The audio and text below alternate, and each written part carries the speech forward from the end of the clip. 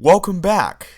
We are here at TOGGLE-O-TRON on Chip56, and before we start this level, I've actually got a bit of a confession to make. You might have already noticed it there at the top right, but I actually have already solved this level. Unfortunately, I tried recording earlier this morning and managed to get past this level and the next, but I forgot to turn my microphone on, so epic fail on my part. But thankfully, there wasn't a whole lot in terms of level content in the recording, just 2 levels, so I'm hoping I can do more this time. So with that being said, let's go ahead and begin. Now this level is pretty simple in terms of the concept. You just have to get the chips, and there's a zigzag pattern in terms of which toggle walls you can get to. And you can kind of change that based on which ones you're entering and exiting. So, like here, I'm locked into this pattern. But now I'm locked into this one, and now I've gone into this one. So you can change based on which toggle wall you're entering, but you can't go back once you pass through. The other interesting thing about this level is that it is very rigidly timed. So you don't have a lot of time to dawdle around. You have to go through it. I don't believe there's any way to get stuck. There isn't any purpose to the force floor slide out there. I think it's a trap. At least I don't see any way off of it. I'm going to try to go around and just get a good look, but I don't believe you can actually get off of that slide. Once you get on there, then you're stuck. And we're doing pretty well as far as time is concerned. A lot better than my first attempt, which you can see it was at 8 seconds. And what was really funny about that was that I didn't even know that the level had such a short time limit. I was just playing along and so focused on these toggle walls. I mean, it was just such a fun visual experience for me. I didn't even think about the time limit. And here we go. Last chip and the exit's just right around there. There we go. TOGGLE-O-TRON completed with 17 seconds left on the clock. So a little bit of an improvement over last time. Okay, this level gave me a lot of trouble when I first played it.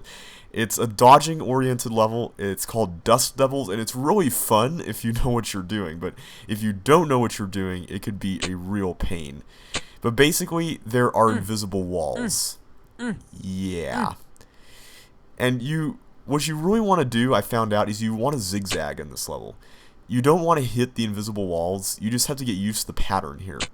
And these monsters tend to come in groups of 2. Well, they always travel in groups of 2 as far as what squares they cross. But as far as the frequency at which they appear, it's always one and then the other. And then there's like a bit of a break after that. So, and they alternate between which one appears first. Like here it's Glider and then Fireball. And here it's Fireball and then Glider right there. So I'm kind of trying to go do this systematically. And I'm trying to zigzag on every chip I get. Because if you zigzag, it doesn't matter which direction you start off with, you will make it, as far as not hitting any walls. So I can go like this, and yeah, everything's cool. So, yeah, zigzagging is, I discovered, probably the best way to solve this. It took me forever to figure that out when I first played it, but as long as you stick with that strategy, it's not that bad. As far as this level being friendly toward beginners, I'm not really sure a beginner would really do so well with it. I like this level as an experienced player, but I'm not sure this is really the most beginner-friendly level. I mean, it is in the sense that it's consistent as far as the pattern goes, so at least there's that, and beginners can figure out this zigzag thing if they play it long enough. But yeah, that sort of thing that I avoided right there can easily happen if you're not careful. Okay, so that's is yet another chip, and then Fireball. It's Glider and then Fireball here. There we go. Okay, we're doing pretty well. This is a lot better than my attempt earlier, and that was almost a fail. There we go. Okay, 15 left. We're doing pretty well here. Okay, Fireball will be the first monster to appear on this one, and then that one. So yeah, you just gotta watch for which monster turns up first at which intersection. As long as you get that, you've got it pretty much made. It's not that hard. And if you remember the zigzag rule, then it's even better. There we go. Okay, Glider and then Fireball. Okay. I'm actually going to go up here. I kind of broke my pattern. There we go. Okay. So it's fireball, then glider? Yes. Okay, good. I'm just trying to be careful with what I do here, because I don't want to get a glider or fireball to the face. Okay. Okay, we're almost there. We're just got 6 left. There we go. One thing I don't recommend doing is trying to make the invisible walls appear. And yes, they are all appearable walls, but you really don't want to do that because it can really throw you off. The thing about this level is it's very visually intensive.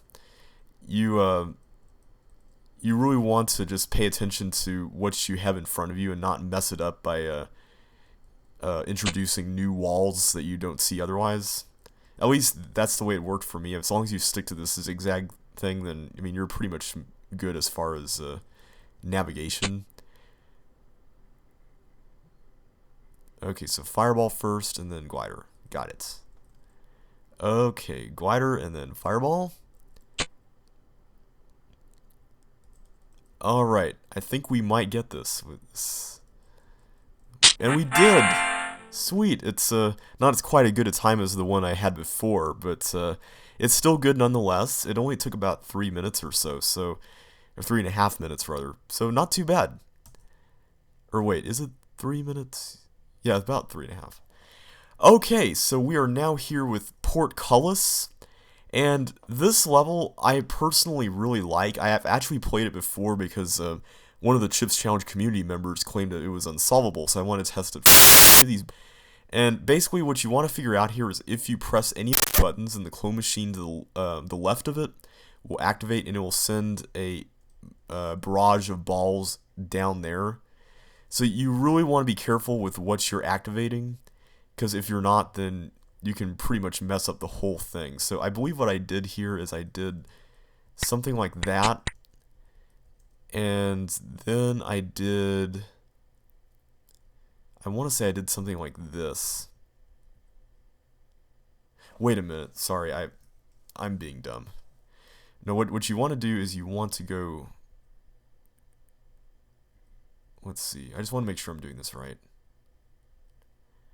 Okay, put it in line with this thing. There we go. Because I want to get these 2 clone machines blocked off all in one block. So that will help me a lot. There we go. Okay, so that block is holding that together. And if I can get...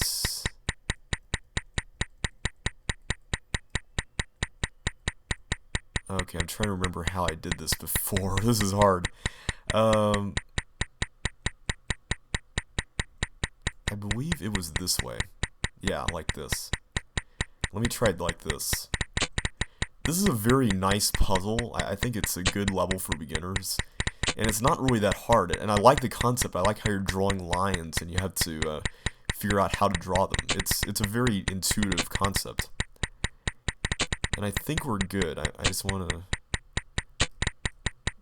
Thankfully you can exit from any of these spots. So that is a big major plus. And we made it. Sweet. Portcullis is done, and that was a very fun level. I highly recommend that for CCLP1.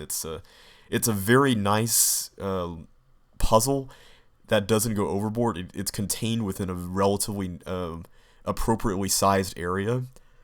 So that is the sort of level that I would like to see in CCLP1. Something like that. I mean, it knows like how far to go.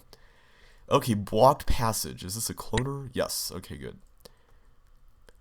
I probably should have tried pushing it before I pressed the button. That might have been the smarter way to go. Okay, so I'm trying to just figure out what to do here. We're almost undoubtedly going to be building some bridges, but the question is how and where.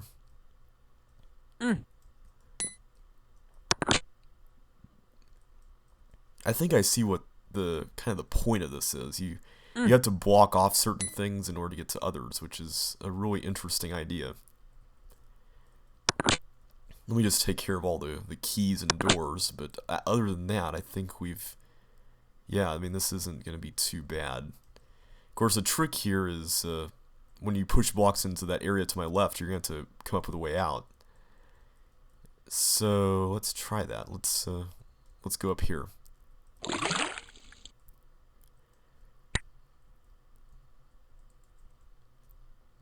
This looks like a really fun idea for a block pushing level. I don't like to make judgments that quickly, but this looks like it could be a winner. I really like the idea. Also, I like the symmetry. Symmetry can be used really well. And this level looks like it's a very appropriately symmetrical level. Okay, let me just put that there. Of course, this could take a while. But, okay, let me go around here then. But it's probably going to go by pretty fast. So, right now, while we're pushing blocks around, I'd like to open up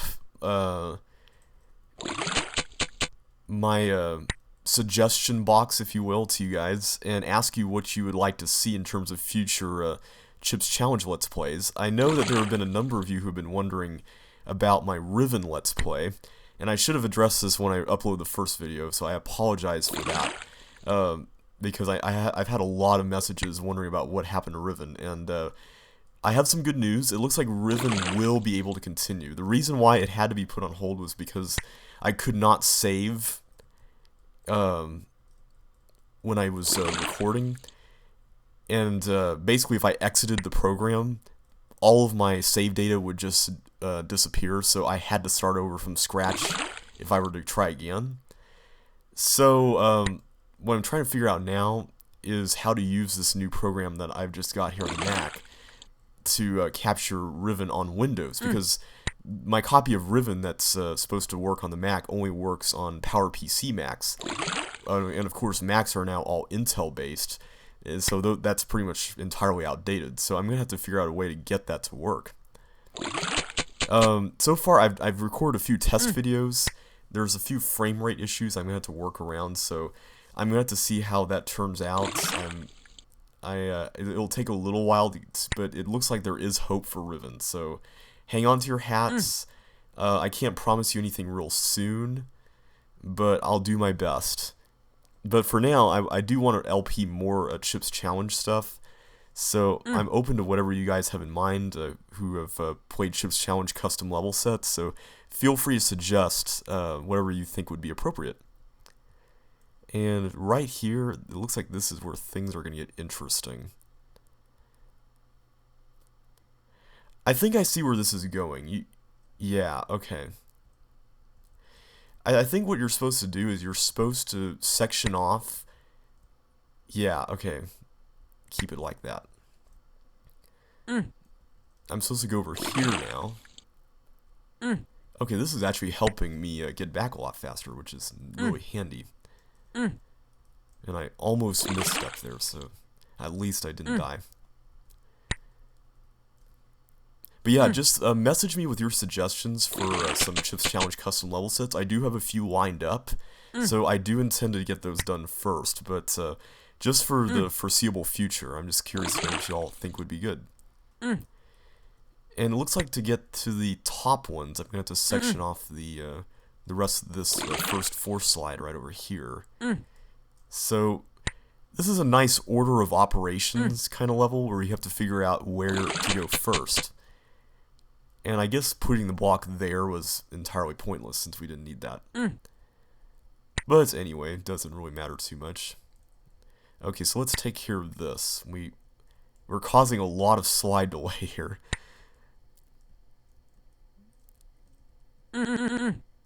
Okay, so we gotta be careful with slide delay. Okay, so we should have the right side pretty much entirely done if I didn't miss anything. I don't think there was anything more at the bottom because we got all the chips there. Also, this is a very nicely generous time limit. I really appreciate that. That's one thing I've been noticing about this set is that the time limits are all very non-strict with the exception of TOGGLE-O-TRON, which is intentionally strict. but at least they give you room to explore. And like I've said before, I love exploration. I think it's a really fun thing to do when you play Chip's Challenge, just because it's a real-time game. I have played that game Escape. I don't know if you've heard of it. It's you can download at escape.spacebar.org, and it's a really fun puzzle game, but it's not a real-time game. It's a turn-by-turn game where you have to just basically make moves, and there's no clock, really. The clock just runs whenever you make moves, and it just counts how many moves you make.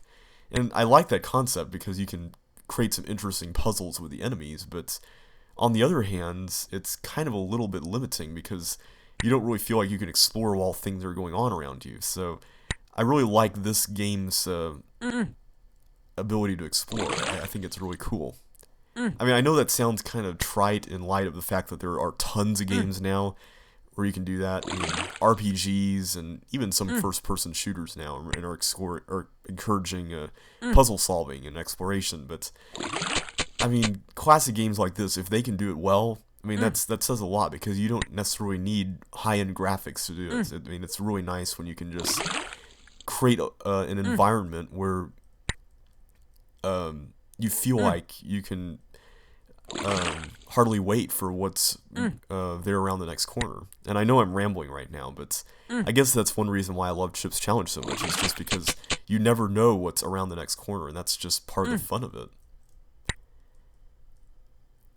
Okay, so we're almost done. We just have to get these last 4 chips, and then we are home free. And I hope I don't do anything really dumb with slide delay here. Also, I like the fact that Henry has made it impossible to use the hammerhead glitch. That's the glitch where you push a block while after waiting half a move, and then you can like boost backward. But since there's an extra force floor there, you can't do that. And yes, that only works in Microsoft. It's not a Lynx thing. Okay, we're almost there. Just got to get 4 more blocks. Just 4 more, and we are home free. Maybe the time limit could be increased just a tad, but I don't really think it needs to be. But overall, this is a very beginner-friendly level. I mean, it's very intuitive. It's not overly done, once again. I mean, the size is just right. I mean, you don't feel like this is a bunch of tedious block pushing. It's really fun block pushing. And the force floors make it even more interesting in terms of optimization. Of